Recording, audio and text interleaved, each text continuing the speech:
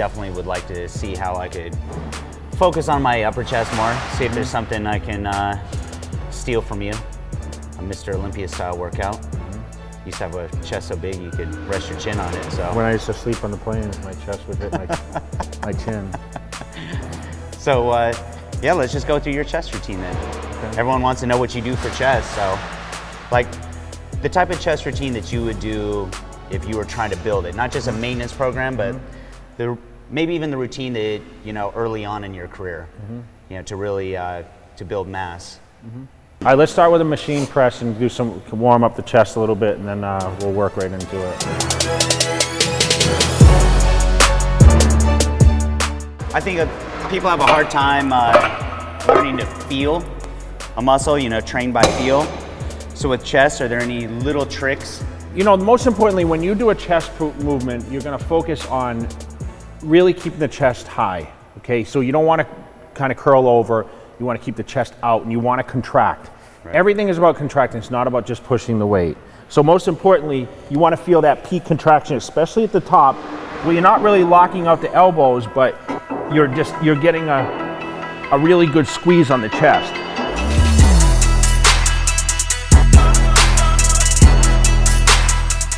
If you put your mind into the muscle and you think how it works and you visualize that chest working from the bottom to the top, which I can see, I mean, your upper chest is flexing in this from the bottom up. Everything's working from the bottom up.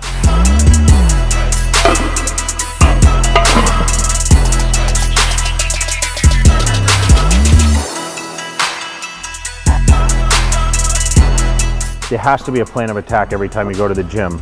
So what I try to do is I try to visualize every workout prior than the time I walk into the gym.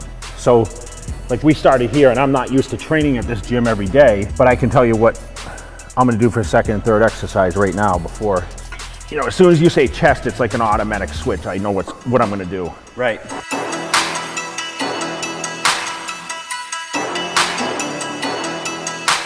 Also, when you train, you got a nice steady rhythm. In other words, you're not resting at the bottom, resting at the top. It's just like a nice steady rhythm. Because the reps, especially for me, because I'm bigger, look shorter. So really what I'm trying to do is I'm trying to, when I get into it, the chest starts off in a contracted position, and the movement's only where I can actually feel my chest pumping.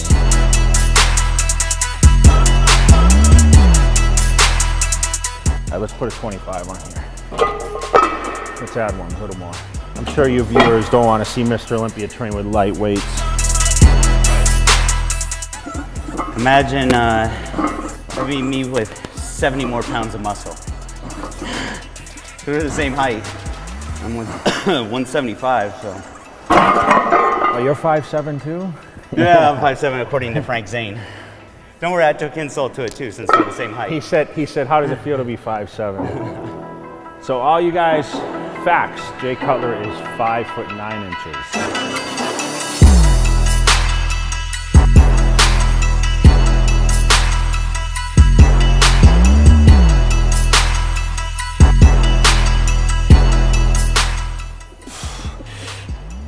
Come on, two more. One more. Good.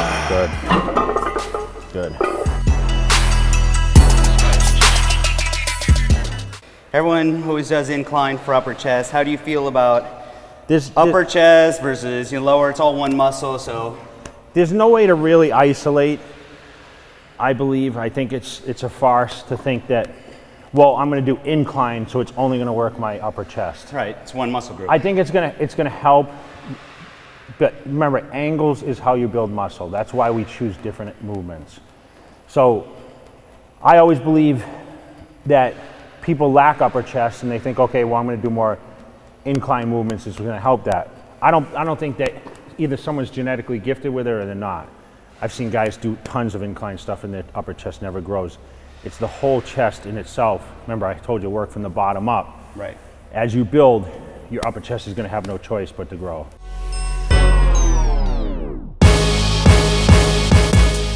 Everyone's body chemistry is going to be different. So just contraction and all this should contract every rep. See that? squeeze, good.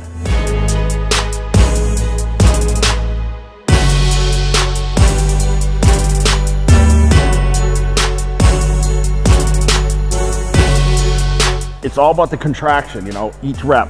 So right now I'm squeezing at that peak. I'm squeezing the chest. And remember guys, you always want to spot from the elbows when you're doing a lot of these movements. Work with the body.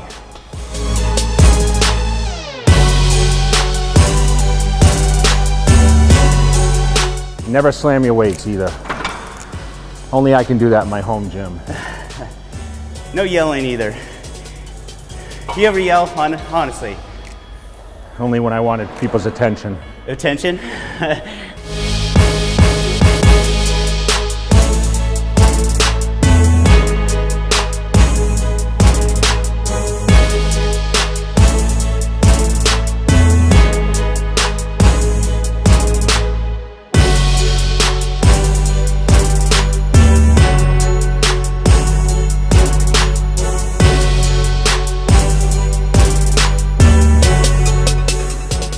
So throughout your career, you've built up to, you know, on a big muscle group, say chest, built up to 20 total sets. So what are you doing? Like you were doing maybe 5 exercises, 4 sets apiece, or? I was doing 3 times 6, plus the warm-ups, a couple extras here and there. The best way you can actually watch is to see someone do something and perform like these kind of workouts where you see, okay, this is what he does. Right. 90% of anyone that approaches Jay Cutler at any event in the world will say to me, I watch your videos on YouTube. Did you just refer to yourself in the third person? Yeah. When you're Jay Cutler, you can do that. They watch the YouTube videos. Yeah. Because number one, it's free, and it's the best content that you can find out there for people to see. Yeah. Okay, let's go. Up. Good.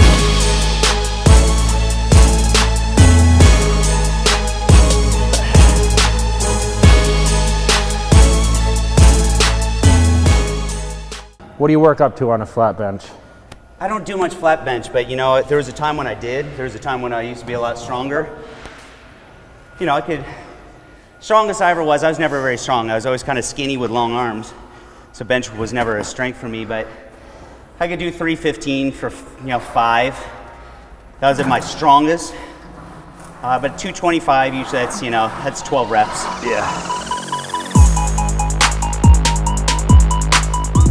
Same thing with this, contraction, bar never touches your chest, okay? Do you envision things like I tell people to almost envision like trying to crush the bar between them so they get that contraction? What I tend to do is I tuck my chin, and what I want to feel is my chest almost hit my chin. Well, my chest isn't that big. Yeah.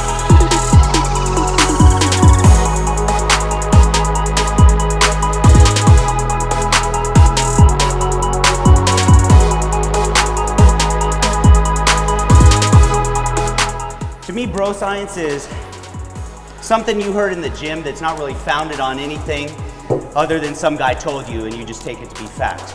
To me, that would be what bro science is. Yes. So for you, through the years, what was that balance between, research, like, the real science, academic science, versus application, going into the gym and finding what worked for you? I never went for textbook to anything.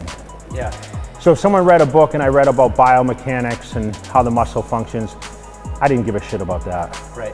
I learned from reading books of Arnold and Bob Paris and Frank Zane and, Chris Dickerson and these guys that put out content.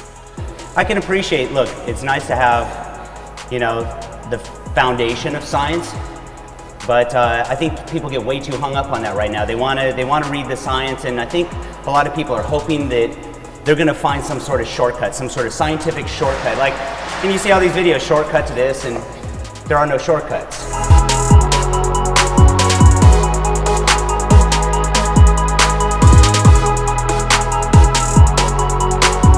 What was the physique that inspired you? Bob Paris. Well, he was the ultimate aesthetic physique. He was the best physique of all time. He really was. Everyone talks about Frank Zane. Frank Zane had an awesome physique, don't get me wrong. His physique inspired me because he was a small guy. He was our height. Yeah. At his max 190. But Bob Paris, he had those just, perfect lines. Yeah, guys watching this, make sure you guys check out Bob Parris. You guys can Google up pictures because a lot of people don't know the name. Yeah. But when I was 16, I picked up a book at GNC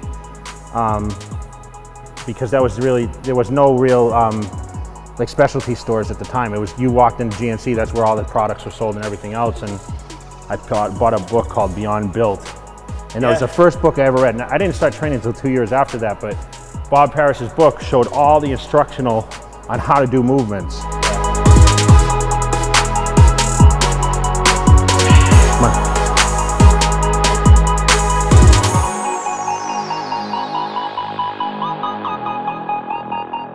All right, so what we're gonna create with this now. What do you got there? I hate to call this a cable crossover. It's on 55. Because it's not a cable crossover. It's just a cable fly. So instead of crossing over, you're just squeezing. we're gonna step in, but with this, instead of coming down, you see too many people, they do this movement and they do this. Right. And it's like we talked about. The chest is gonna curl over, okay? And you're gonna hit more shoulders and arms, everything else. So what I'm gonna try to do is I'm gonna step out and I'm gonna create, I'm gonna push and I'm gonna come out and really just contract the chest, okay? So in and out here, okay? So you're really gonna feel this from the bottom of the pecs, but it's really gonna... It's the same thing as any of the others. You're not going too far with that deep stretch. No, tension, tension.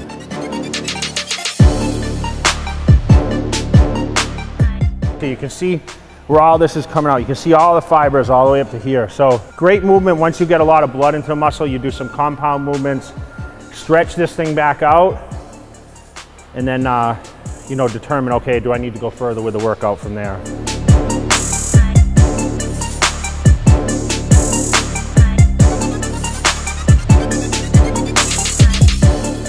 So you notice I squeeze like that.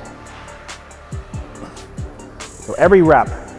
It's almost like the weight's just there to assist with the squeeze. You can get the squeeze even without the weight.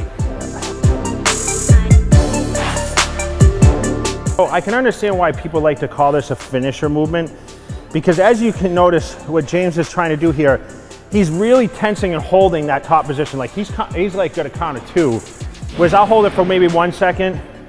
He's got a little more hold to it, but he's really getting that contraction, bringing those fibers out. So you really do, you bring your chin down. Yeah, you see that? Yeah. And only because you're trying to make sure it's contracting. But I feel that, see, I'll tuck my chin. So you're trying to like... So I can really feel that upper chest hit my chin. It's not for the contraction, it's so you can feel it. Yep. It'd be like putting your hand there just to make sure it's contracting. So you notice that? Yeah. See, if you never said that, you pointed out something that I never thought in my mind. I just do it. You're doing it so you can literally feel it. But I literally, as you said it, I'm like, wow. And so you can feel it. Like if that's you why had an extra hand to stick up there to make sure it's contracting.